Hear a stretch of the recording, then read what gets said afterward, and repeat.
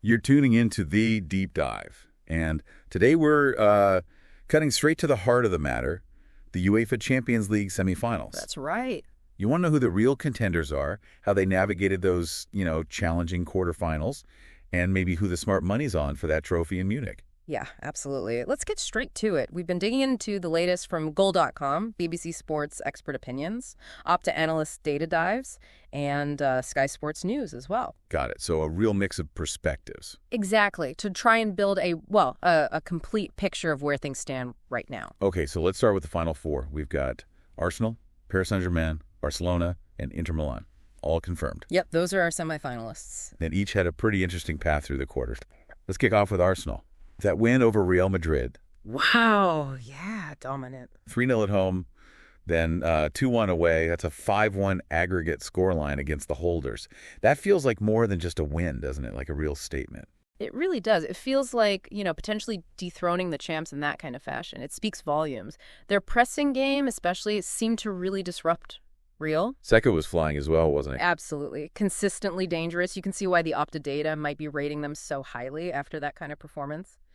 It was a bit of a tactical masterclass, really. Okay, then PSG. Their tie against Aston Villa was a bit more up and down. Yeah, a bit more of a seesaw, maybe. Won 3-1 at home. Pretty comfortable, you'd think. But then lost 3-2 away. Still went through 5-4 on aggregate. But does that away loss flag anything?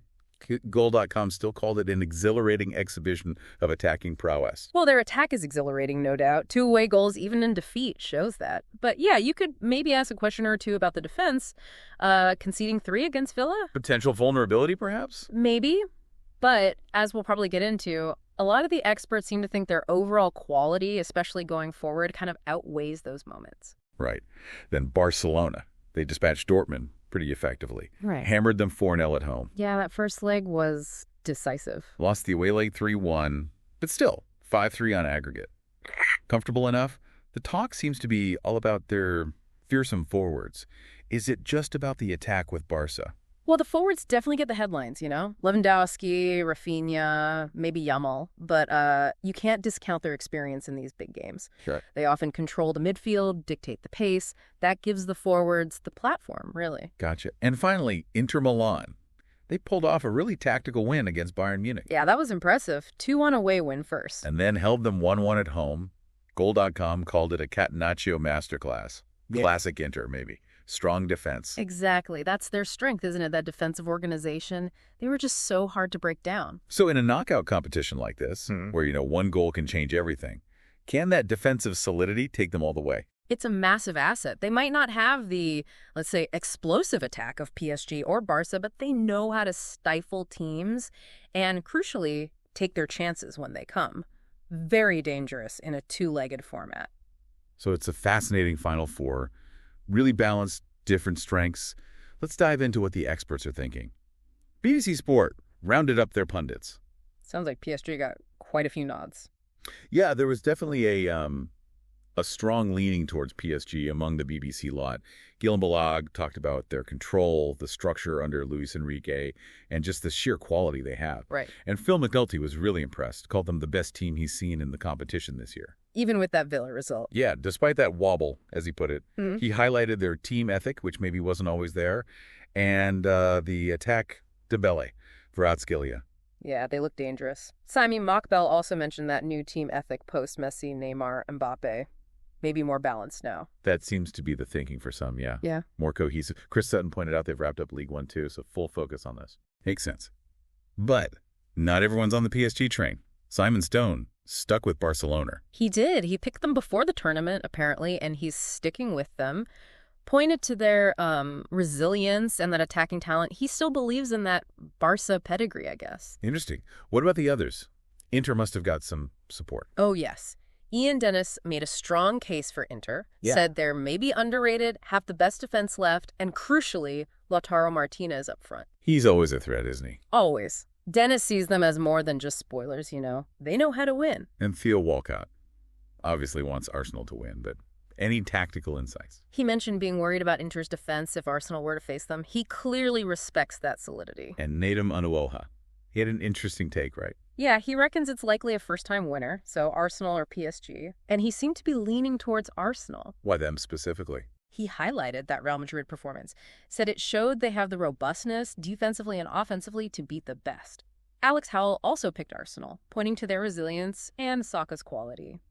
Matt Upson just reiterated his belief in PSG, too. Okay, so a real mix, but PSG and Arsenal definitely getting a lot of attention from the pundits. Let's switch gears slightly. The Opta supercomputer. Cold, hard data. What does it say? Right. Well, this is where it gets quite interesting because it doesn't perfectly align with maybe the general pundit vibe. Oh, how so? Opta's model actually has Arsenal as the slight favorites to win it all. Really? Ahead of PSG and Barca. Yep. Arsenal at 31.3% probability. Then Barcelona quite close behind at 27.4%. Then PSG at 22.0%. And Inter Milan is the outsiders at 19.2%. Wow, okay. So the computer fancies Arsenal's chances most. And didn't Opta predict the Arsenal-Real Madrid outcome correctly? It did, yes. It gave Arsenal the edge in that tie, so, its projections carry some weight. It digests a ton of data points for them, historical performance, betting odds, team strength metrics. And Opta also brought up that history, didn't they? Arsenal playing the most Champions League games without winning it. They did, and PSG are second on that list, so history suggests one of them might finally break through, maybe. Could be the year. And the supercomputer sees their semifinal clash as pretty crucial then. Absolutely. It's pitting the model's #1 favorite against #3. So that tie could realistically decide the eventual winner, according to the data. And what about the other semi, Barcelona versus Inter? The model heavily favors Barcelona in that one. It only gives Inter a 42.5% chance of getting past Barca over the two legs. Reinforces that underdog status for Inter, at least statistically. Fascinating. So pundits leaning PSG, maybe Arsenal second. Data slightly favors Arsenal, then Barca, then PSG. What about the betting markets? Where are the bookies putting their money? Well, the bookmakers seem to be sort of splitting the difference almost. They currently have Barcelona and PSG as joint favorites. Okay, both at the top. Yeah, both around 21, give or take. Then Arsenal are next, maybe 52, something like that. And Inter Milan are the clear outsiders again, maybe around 92. So the betting odds align a bit more with Opta's top tier, putting Barca right up there with PSG ahead of Arsenal, but all three are clearly fancied ahead of Inter. Exactly. You've got that clear top three, Barca, PSG, Arsenal, across the odds, and the Opta data, even if the exact order varies slightly. Inter are consistently the outsiders. Okay, makes sense. We know who's in, we've heard the predictions, seen the data, checked the odds. Let's just nail down the specifics for anyone wanting to watch the semifinal matchups and dates. Right. So first up, it's Arsenal versus Paris Saint-Germain. The first leg is on April 29th, and the return leg is May 7th. Got it. Arsenal versus PSG, April 29th and May 7th. And the other semifinal pits Barcelona against Inter Milan. That first leg is April 30th, with the second leg on May 6th. Perfect. Barca versus Inter, April 30th and May 6th. Dates for the diary. Now, just quickly, before we wrap up, a little connection to the domestic leagues, specifically the Premier League. Sky Sports mentioned 5 Champions League spots are guaranteed for English teams next season. That's right, yeah. Coefficient rankings mean 5 spots are locked in. So, with Arsenal in the semis and Liverpool having gone out earlier, how are they looking for qualification next year anyway? Just adds context, Yeah, good point. Yeah. Well, Liverpool have already mathematically secured their spot for next season's competition. Done deal. Right. And Arsenal, according to Opta's projections that Sky Sports highlighted, are, well, virtually certain. They give them a 99.96% probability of finishing in those qualification spots. So pretty much guaranteed then. Just underlines their strength this season domestically and in Europe. Absolutely. It shows the level both clubs have been operating at. Okay, so let's try and bring this all together. What are the key takeaways from this deep dive? Well, I think it's clear Arsenal have really stepped up. That Real Madrid win wasn't a fluke, it was a statement, and the data backs them up as serious contenders, maybe even slight favorites according to Opta. Right, but PSG. Yeah. They're still hugely fancied, lots of expert backing, joint favorites with the bookies. Can't discount them. Definitely not. Their attacking threat is immense, and many feel they've found a better balance this season. Then you have Barcelona history, pedigree, those forwards. They're right there in the mix, joint favorites too. And enter the underdogs. The underdogs, yes, according to most metrics. But that defense is formidable. In knockout football, that counts for a lot.